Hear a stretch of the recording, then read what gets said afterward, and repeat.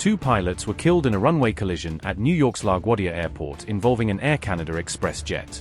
An Air Canada jet slammed into a Port Authority fire truck during landing, injuring dozens of passengers and crew members. Disaster struck on the runway as the passenger plane hit the emergency vehicle responding to another incident.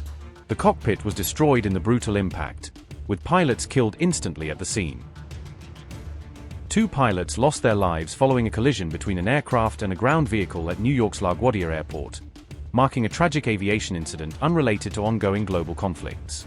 NBC News confirmed the fatalities and reported dozens of passengers sustained injuries during the unfortunate ground collision that unfolded late on March 22.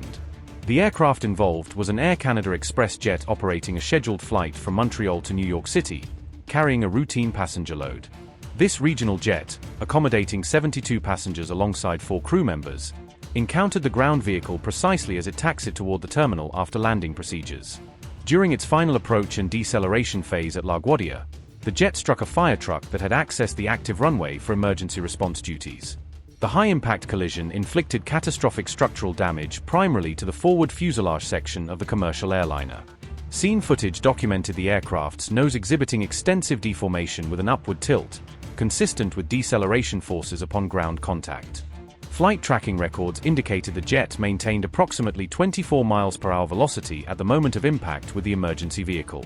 Concurrently, the fire truck traversed the runway while addressing a distinct operational emergency elsewhere on airport grounds.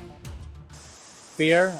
It was pretty shocking. I didn't know what to expect. We were honestly sleeping and then landing, and then all of a sudden, boom, woke up in shock, just didn't know what to do. One of our friends was several rows back from us, and we walked past him on the way out because he was trying to find his glasses, and his nose was totally broken, bleeding on his face.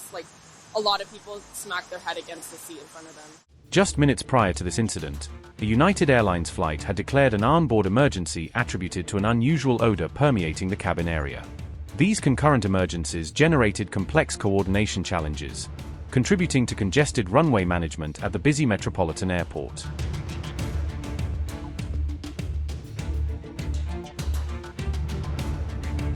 In the immediate aftermath of the collision, LaGuardia Airport suspended all flight operations to facilitate investigation and recovery efforts. The operational halt triggered widespread travel disruptions, resulting in at least 18 flights facing diversion or return to departure points. Both the Federal Aviation Administration and National Transportation Safety Board have initiated comprehensive inquiries into the sequence of events leading to the accident. So most of the passengers have now left the terminal. They were either transported to Elmhurst or Presbyterian Hospital in Queens. Those who did not get transported were taken to the lounge. Their families came and they were reunited. I believe there are very few still here. NTSB arrived, the first portion of NTSB arrived approximately 3:30 this morning. More investigators we anticipate to be on site around 6 this morning, and then we will follow their lead on what their investigation requires, and they will have the time they need to make that determination. The plane carried 72 passengers and 4 crew.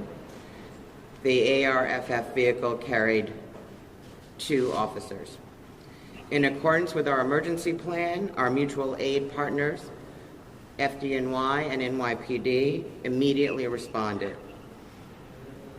Initial numbers indicate that 41 passengers and crew were transported to the hospital, as well as the ARF officers.